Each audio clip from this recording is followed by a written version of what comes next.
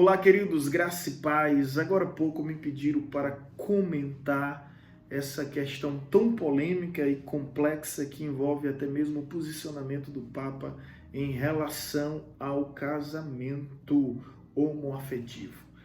Bem, vamos recorrer às Escrituras Sagradas, que é a nossa autoridade máxima, única regra de fé e prática, para entendermos o que é o casamento segundo a palavra de Deus. A questão do Papa, todos bem sabemos que o Papa é pop, o Papa atende uma agenda progressista, ele é adepto da teologia da libertação e devoto do socialismo, tem esse viés liberal, o que confronta uma grande linha e ala da Igreja Católica que é conservadora em si. Essa questão já tem muita gente comentando e sinceramente não me interessa em fazer análise sobre o posicionamento do Papa. O que me interessa aqui é refletir sobre o que é o casamento. O casamento antecede toda cultura, antecede toda civilização e legislação. O casamento foi estabelecido por Deus visando determinados fins que vai além da procriação, que vai além do companheirismo, que vai além de uma satisfação pessoal, mas que se culmina na glória de Deus. Tudo que Deus fez culmina no propósito de glorificar o seu nome. E Jesus nos ensina muito acerca do casamento em Mateus capítulo 19, versículo 4, fazendo ele alusão ao que Deus estabeleceu no Éden, ainda no livro de Gênesis, através do primeiro matrimônio que aconteceu na história, que foi Adão e Eva, segundo a tradição judaico-cristã. Então vamos ver o que Cristo nos disse. Jesus nos diz o seguinte: então respondeu Jesus: não tendes lido que o Criador desde o princípio fez homem e mulher, e que disse: por esta causa deixará o homem pai e mãe e se unirá à sua mulher, tornando-se os dois uma só carne?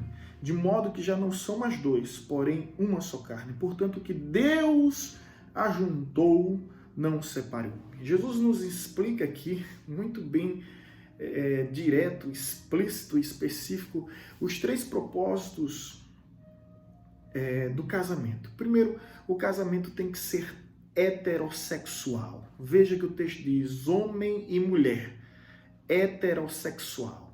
Deixará o homem pai e mãe e se unirá à sua mulher.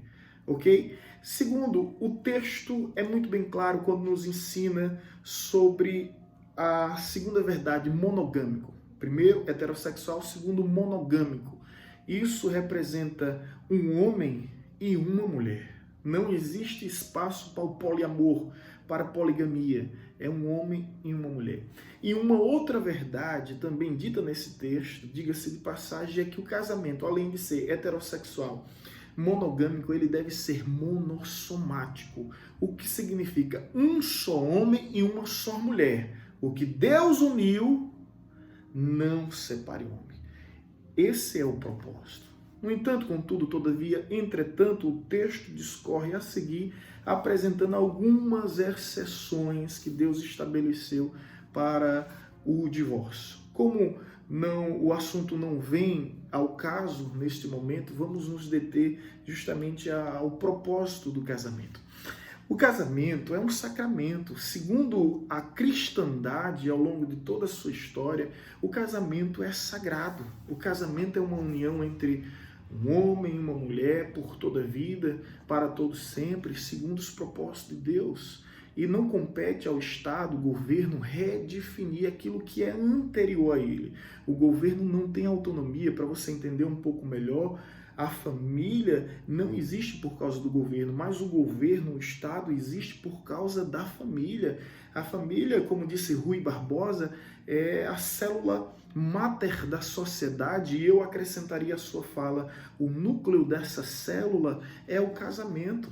Portanto, a família é muito mais do que a primeira instituição da Terra. A família é um projeto de Deus, é um projeto divino, é algo sagrado ao ponto de que está escrito no livro de Hebreus, na Epístola de Hebreus, o seguinte, veja bem, o quanto a família é sagrada e importante para Deus. Hebreus capítulo capítulo 13, versículo 4. Digno de honra entre todos seja o matrimônio, bem como o leito sem mácula, porque Deus julgará os impuros e adúlteros. Quem são os impuros? São aqueles que querem deturpar o sentido do matrimônio. A palavra matrimônio vem de mater, e a expressão mater é justamente mãe, maternidade. Isso nos apresenta de imediato que a essência do casamento se baseia na unidade reprodutiva e não na unidade afetiva. O que leva em consideração o casamento é justamente a potencialidade de um casal reproduzir, e eles têm, de repente, a escolha de quererem ou não procriar, e de repente podem se deparar com alguma deficiência, alguma deformidade, mas em tese eles têm toda a capacidade de reprodução. E isso é o que os configura como casal, não é? Segundo a tradição ocidental, cuja maioria é cristã, define o tripé do casamento em três verdades, três critérios. Primeiro, o gênero, que é justamente o sexo, homem e mulher. Segundo, o número. E terceiro, espécie. Vamos entender um pouco melhor. O que estão querendo fazer por meio do casamento religioso ou civil entre os homossexuais agride o primeiro critério. O primeiro critério é justamente o gênero.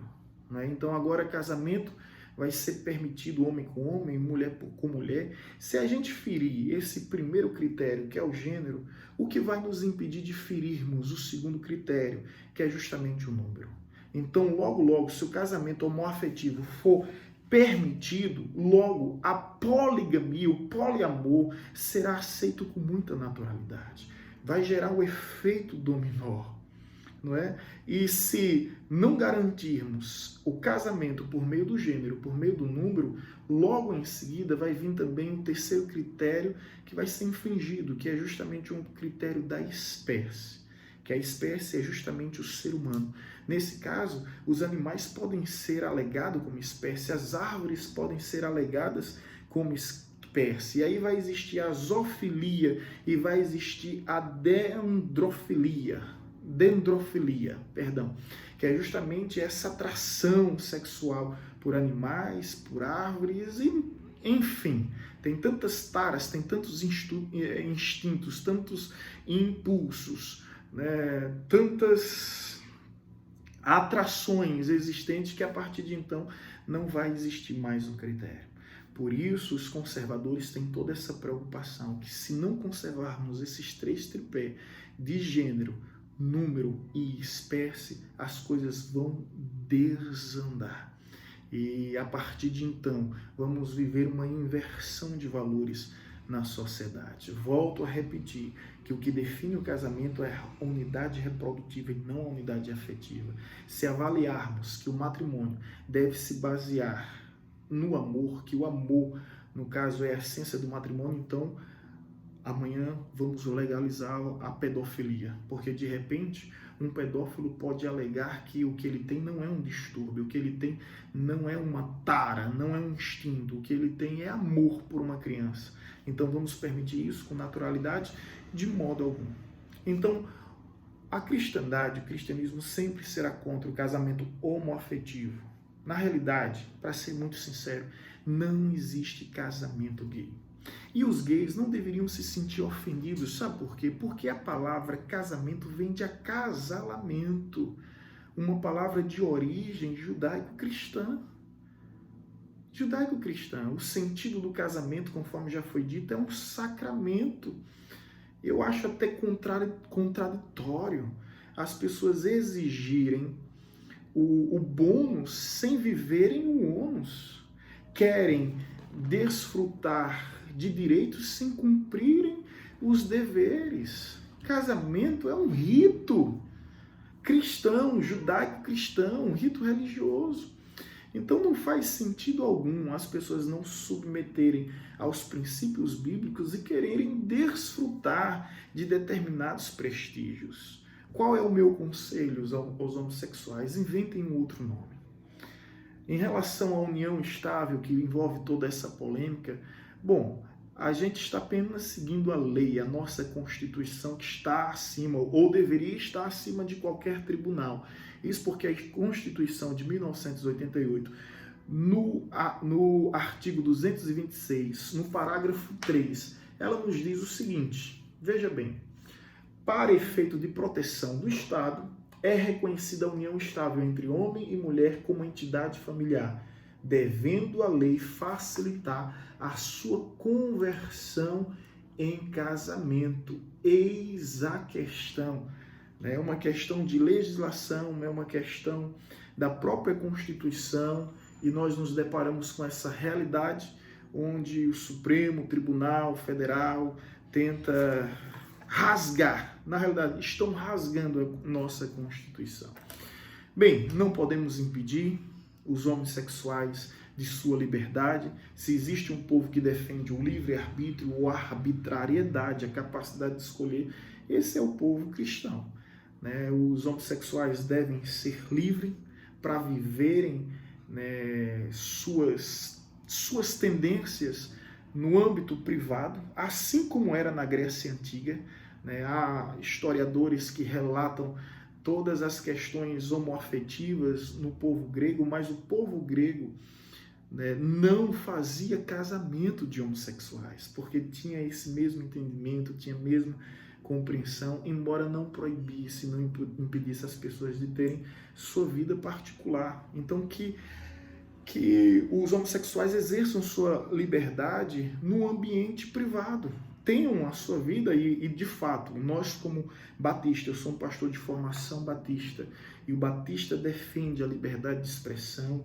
Um princípio batista é a separação de igreja e Estado. A igreja não deve interferir no Estado, o Estado também não deve interferir na igreja, de modo que nós asseguramos que o governo possa disponibilizar e viabilizar contrato, que já existe na realidade, contratos de divisão de bens e direitos à herança entre, eu não vou dizer casais, que seria uma contradição, mas pares de homossexuais. Não existe discriminação, não existe preconceito em minha fala, e eu peço até você que coloque amor e sensatez em tudo que nós estamos falando.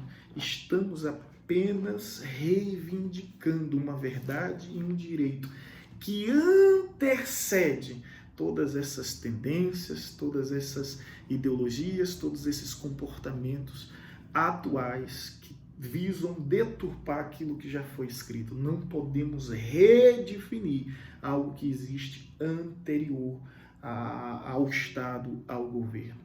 Né? Que os homossexuais possam sim, se são cidadãos, se cumprem os seus direitos, se cumprem os seus deveres, devem exigir os seus direitos perante a lei. Porém, casamento gay não existe. E por isso, os cristãos sempre serão contra a união estável, que representa justamente o casamento civil. Inventem outro nome. Criem outro nome, uma outra nomenclatura, e vão ser felizes. É um direito vosso. Como dizia o poeta venezuelano Pablo Neruda, somos livres para fazermos as nossas escolhas, porém sempre seremos escravos das nossas consequências, das suas consequências. Essa é a palavra, né? Somos livres, mas também somos responsáveis por nossas escolhas e, sobretudo, pelas consequências que deverão viver. Nós, como igreja, não estamos aqui para impedir os homossexuais de viverem a sua vida. Estaremos anunciando, mediante a luz da palavra, a verdadeira vontade perfeita de Deus para as nossas vidas. A vontade plena, a vontade revelada do Criador para a sua criatura, porém compete a cada ser obedecer ou desobedecer. São princípios que são bíblicos, estão escritos e não temos como alterar. Podem nos chamar de reacionários, obsoletos, retrógrados, arcaico, cafona, seja lá o que for, mas existem princípios que são indiscutíveis e são inegociáveis. E esses princípios é a palavra de Deus. E a palavra de Deus nos ensina a amar os homossexuais. E nós devemos amá-los sim, porém não admitir as suas práticas. Você deve já ter ouvido isso. Amar o pecador e aborrecer o pecado, né? Eu posso amar um fumante e ao mesmo tempo aborrecer o fumo. Eu posso amar um alcoólatra e ao mesmo tempo aborrecer o álcool. É simples. Não estamos aqui incitando, instigando o ódio. Estamos apenas preservando e protegendo as nossas crenças, os nossos valores. Portanto, em suma, que os homossexuais criem outro nome e nos deixem em paz, porque casamento é um sacramento, sempre será uma palavra sagrada. E ainda que todas as leis desse mundo se levantem contra a palavra de Deus, eu só tenho algo a dizer: os céus e a terra passarão, mas essa palavra permanecerá para todo sempre. E a história está aí para comprovar que nenhum tirano, ditador, com sua postura totalitária, conseguiu impedir ou deter o mover do Espírito sobre a Igreja do Senhor. Conforme está escrito em Mateus 16, 18, ninguém detém. Em outras palavras, é obra santa. As portas do inferno não prevalecerão contra a obra do Senhor. Deus abençoe a todos e que esse pequeno vídeo sirva de esclarecimento. Um abraço. Se ainda não for inscrito no canal, por gentileza, se inscreva, comentem, fique à vontade. E se você discordar, comente com elegância, comente com educação, porque nós não estamos aqui para ofender e afrontar ninguém.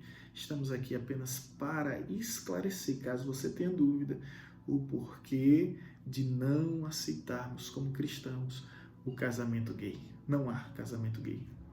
É um despautério, né? Fora de cogitação. Deus abençoe a todos, em nome de Jesus.